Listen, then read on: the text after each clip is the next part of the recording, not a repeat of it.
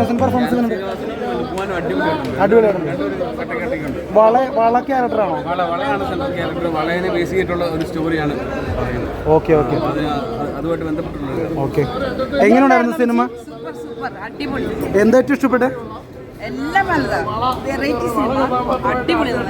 Okay, എങ്ങനെയുണ്ടായിരുന്നു experience? അടിപൊളി സംവിധാനമാണ്. ഓക്കെ, എങ്ങനെയുണ്ടായിരുന്നു സിനിമ? എങ്ങനെയുണ്ട്? ഓക്കെ, എങ്ങനെയുണ്ടായിരുന്നു സിനിമ? എങ്ങനെയുണ്ടായിരുന്നു ബ്രോ സിനിമ? നല്ല പടം. ചേട്ടാ എങ്ങനെയുണ്ട് സിനിമ? എങ്ങനെയുണ്ട്? ഏറ്റവും ഇഷ്ടപ്പെട്ട എന്താ? ഓക്കെ ഓക്കെ ഓക്കെ, എന്താണ് സിനിമയുടെ ഏറ്റവും വലിയ പ്രത്യേകത? ഓക്കെ ഓക്കെ, എങ്ങനെയുണ്ട് സിനിമ? എങ്ങനെ? പുതിയൊരു കൺസെപ്റ്റാണ്. എല്ലാവരും നന്നായിട്ട്, ഗോവിന്ദ് വളരെ നന്നായിട്ട്. ഏറ്റവും ഇഷ്ടപ്പെട്ടത് ആരുടെ പെർഫോമൻസാ? ഞാൻ വളരെ നന്നായിട്ടുണ്ട്. നല്ല എല്ലാവരും നന്നായിട്ടുണ്ട്. സിനിമ മിനിമൽ ബഡ്ജറ്റിൽ ഇപ്പോൾ ഒരുപാട് നല്ല സിനിമകൾ വരുന്നുണ്ട്. അപ്പോൾ ബാക്കിയുള്ള എല്ലാവരുടെയും ഈ റെമ്യൂണറേഷൻ പോലുള്ള കാര്യങ്ങളിലൊക്കെ മലയാള സിനിമയിൽ ഒരു ലിമിറ്റേഷൻ ഇപ്പോൾ ഉണ്ടോ? പക്ഷെ മലയാളത്തിൽ വർക്ക് ചെയ്യാനായിട്ട് ഒരു ആർട്ടിസ്റ്റിനെ പ്രേരിപ്പിക്കുന്നത് എന്താണ്? ഇതിൻ്റെ ഒന്നാമത് ഇവിടെ ജനിച്ചു വളർന്ന ആൾ നല്ല രീതിയിൽ എനിക്ക് എന്ന് പറയുന്നത് എൻ്റെ മണ്ണിനെ റെപ്രസെൻറ്റ് ചെയ്യാമെന്നൊരു സംഭവമുണ്ട്. പിന്നെ മലയാള സിനിമ എന്ന് പറയുന്നത് മലയാള സിനിമയുടെ കൾച്ചർ തന്നെ വേറെയാണ്. മലയാള സിനിമയിൽ വർക്ക് ചെയ്യുമ്പോൾ മാത്രം കിട്ടുന്ന ചില സബ്ജക്റ്റുകളുടെ സ്വീകാര്യതയും ഇതൊക്കെ ഇവിടെ കിട്ടുള്ളൂ. അതുപോലെ തന്നെ തമിഴ്നാട്ടിലും അങ്ങനെയൊക്കെ തന്നെയാണ്. തമിഴ്നാട്ടിൽ ഞാൻ പാരൻ സാറിൻ്റെ കൂടെ പടത്തിൽ വർക്ക് ചെയ്യുന്ന പടങ്ങളിൽ അവിടുത്തെ പടങ്ങളിൽ അങ്ങനത്തെ പൊളിറ്റിക്സ് എനിക്ക് വർക്ക് ചെയ്യാൻ പറ്റും. ഇവിടെ അങ്ങനത്തെ പടങ്ങൾ ഞാൻ വരുന്നത് കണ്ടിട്ടില്ല. അപ്പോൾ അതുകൊണ്ട് ഓരോ ഇൻഡസ്ട്രിക്കും അതിൻ്റേതായിട്ടുള്ള തനതായ സത്തുണ്ട്. അത് അനുസരിച്ച് വർക്ക് ചെയ്യാനാണ് ഞാൻ ശ്രമിക്കുന്നത്. പ്രധാനപ്പെട്ട ചോദ്യം, മലയാള സിനിമയിൽ വർക്ക് ചെയ്യുന്നത് മറ്റ് ഇൻഡസ്ട്രികളിലേക്ക് വിളിക്കപ്പെടാനൊരു കാരണമാണെന്ന് തോന്നുന്നുണ്ടോ? കാരണം മലയാള സിനിമയിലായതുകൊണ്ടാണ് മറ്റ് ഇൻഡസ്ട്രികൾ നമ്മളെ വിളിക്കുന്നത് എന്ന് തോന്നിയിട്ടുണ്ട്. എനിക്ക് അത് പറയാൻ അറിയില്ല. ബിക്കോസ് എന്നെ മലയാളത്തിലോട്ട് കൂടുതൽ വിളിക്കുന്നത് ഞാൻ തമിഴിൽ നിന്നുള്ള ആളായതുകൊണ്ടാണ്. തമിഴിൽ നിന്ന് എനിക്ക് 96 ശേഷമാണ് എനിക്ക് മലയാളത്തിൽ അവസരങ്ങൾ ലഭിച്ചിട്ടുള്ളത്. ഓക്കെ, അപ്പോൾ ഞാൻ ചോദിക്കട്ടെ, മലയാളം വേണ്ടത്ര പരിഗണിക്കുന്നില്ല എന്ന് തോന്നുന്നുണ്ടോ? എനിക്ക് അങ്ങനെ ഒരു പരാതിയില്ല. ഞാൻ വർക്കുകൾ കിട്ടുമ്പോൾ മാത്രം വർക്ക് ചെയ്യുന്ന ആളാണ്. ഞാൻ ഒരു പ്രശ്നമില്ല എനിക്ക് പടം. ഇനി വരാനിരിക്കുന്ന പ്രൊജക്റ്റുകൾ? ഇനി വരാനിരിക്കുന്ന തമിഴ് 2 ഉണ്ട്, ഒരു ഹിന്ദി പടമുണ്ട്, പിന്നെ മലയാളത്തിൽ മേഴകൻ്റെ ഡയറക്ടർ അടുത്ത പടമുണ്ട്. തമിഴ് മലയാളത്തിൽ 2 ഉണ്ട്.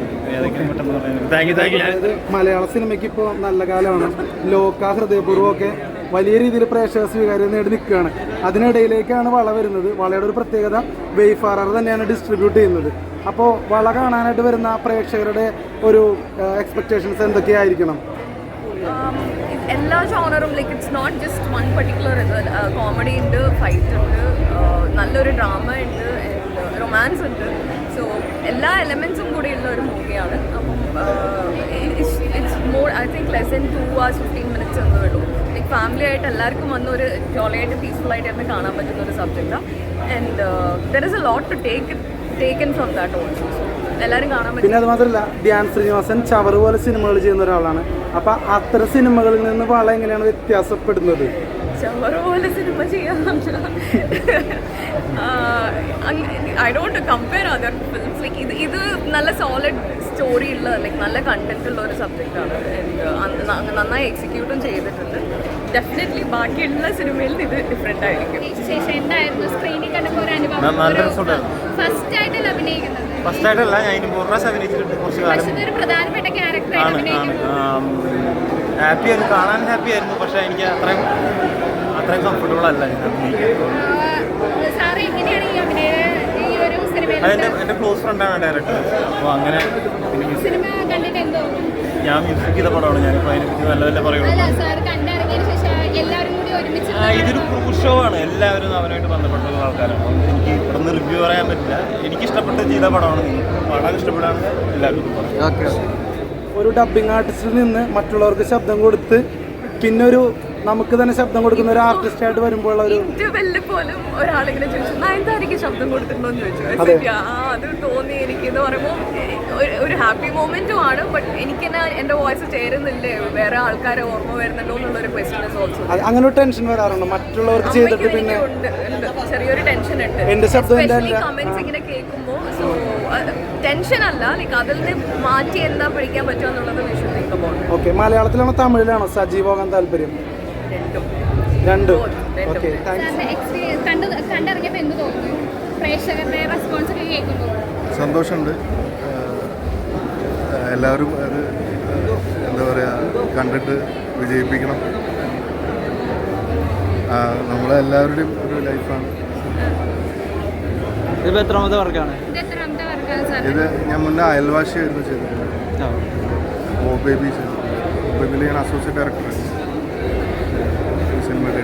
എനിക്ക് തോന്നുന്നത് സാറിന്റെ ഫസ്റ്റ് വർക്കാണോ ഈ ഒരു ഇൻഡിപെൻഡന്റ് ആയിട്ട് ചെയ്യുന്ന ഫസ്റ്റ് വർക്ക്? അല്ല അയൽവാശിയായിരുന്നു. അല്ല, എന്നാലും ഇപ്പൊ ഇതൊരു കൂടുതൽ കഥാപാത്രത്തിലേക്ക് അറിയപ്പെടുന്ന വ്യക്തികളിലേക്ക് കുറച്ചൊരു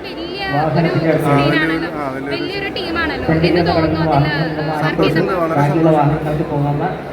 ഒരു ടെൻഷനുണ്ട്. കണ്ട് നല്ല അഭിപ്രായം വരികയാണെന്നുണ്ടെങ്കിൽ. വള എന്നുള്ള സിനിമ ഫാമിലി ഓഡിയൻസിന് റെക്കമെൻഡ് ചെയ്യുന്നുണ്ടോ? ഡെഫിനറ്റ്ലി ഫാമിലിക്ക് കാണാൻ പറ്റാത്തതായിട്ടുള്ള ഒന്നുമില്ല. ആസ് എൻ കുട്ടികൾക്കാണെങ്കിലും കാണാനും എൻജോയ് ചെയ്യാനും പറ്റുന്ന സിനിമ തന്നെയാണ്. ഐ മീൻ യൂഷ്വലി ഉള്ള ചെറിയ എന്താ പറയുക ഫൈറ്റ് സീൻസ് ഒക്കെ അല്ലാതെ വേറെ അങ്ങനെ പ്രോബ്ലമാറ്റിക് ആയിട്ട്. കാരണം മലയാള സിനിമയ്ക്ക് ഇപ്പം നല്ല കാലമാണ്. ലോകയും ഹൃദയപൂർവ്വം ഒക്കെ ഭയങ്കര ഹിറ്റായിട്ട് പോയിക്കൊണ്ടിരിക്കുകയാണ്. ആ ഒരു സാഹചര്യത്തിലാണ് വള വരുന്നത്. അപ്പോൾ വള എത്രത്തോളം പ്രേക്ഷകർക്ക് കാണാനായിട്ട് ഒരു ഇൻട്രസ്റ്റ് തോന്നുന്നതാണ് വിചാരിക്കുന്നത് ഇപ്പം കണ്ടാളെന്നുള്ള നിലയിൽ? അതായത് ഇപ്പം സിനിമയുടെ ട്രെയിലറും അതുപോലെ അതിൻ്റെ സോങ്ങും എല്ലാം നല്ല അറ്റൻഷൻ കിട്ടിയിട്ടുണ്ടായിരുന്നല്ലോ. അപ്പം എനിക്ക് തോന്നുന്നത് ആൾക്കാർക്ക് കണ്ടാൽ ഇഷ്ടപ്പെട്ട് വേർഡ് ഓഫ് മൗത്തിൽ എല്ലാവർക്കും ഇൻട്രസ്റ്റിംഗ് ആയിട്ട് ഒരു ഹിറ്റ് അടിക്കാൻ പറ്റുന്ന. പിന്നെ ധ്യാൻ ശ്രീനിവാസിന്റെ ഒരുപാട് സിനിമകൾ ഇറങ്ങാറുണ്ട്. അപ്പോൾ ആ സിനിമകളിൽ നിന്ന് വള എങ്ങനെ വ്യത്യാസപ്പെട്ടിരിക്കുന്നത്? വ്യത്യാസമാണ്. ധ്യാൻ പൊതുവേ എനിക്ക് തോന്നുന്നു സ്ക്രിപ്റ്റ് വായിക്കാതെ സിനിമ ചൂസ് ചെയ്യുന്ന ആളാണെന്ന് തോന്നുന്നു. അങ്ങനെ പറഞ്ഞു കേട്ടിട്ടുണ്ട് ധ്യാൻ ചേട്ടൻ. പക്ഷേ ഇത് ഇനിയിപ്പോൾ സ്ക്രിപ്റ്റ് വായിക്കാതെ ആണെങ്കിലും ഇത് നല്ല സ്ക്രിപ്റ്റ് ആയതുകൊണ്ട് സിനിമ നന്നായി. ആ പടം ഷുവർ ഷോട്ട് ഹിറ്റ് ആണല്ലേ? യെസ്. ഓക്കെ, ചേച്ചി ധ്യാൻ ശ്രീനിവാസിന്റെ ഒരു കംബാക്ക് ആണോ സിനിമ? ശ്രീനിവാസന്റെ കംബാക്ക് വേറൊരു മുഖമാണ്. ഇതിൽ ശരിക്കും നായകൻ എന്ന് പറയാൻ പറ്റും ധ്യാൻ ശ്രീനിവാസന്? അല്ല, ഇതിലങ്ങനെ നായകൻ എന്ന് പറഞ്ഞ ക്യാരക്ടറല്ല. ആ വളയെ ചുറ്റിപ്പറ്റി എല്ലാവർക്കും ഇമ്പോർട്ടൻറ്റ് ക്യാരക്ടറാണ്. ഒരാള് കുറച്ച് സമയത്ത് നായകനാവും, കുറച്ച് സമയത്ത് അയാൾ തന്നെ പ്രതിനായകനാവും. ഒരു സംശയം ചോദിച്ചോട്ടെ, ഈ വള സിനിമയിൽ വളയ്ക്ക് എന്താണ് റോള്? വളയുടെയാണ് കഥ.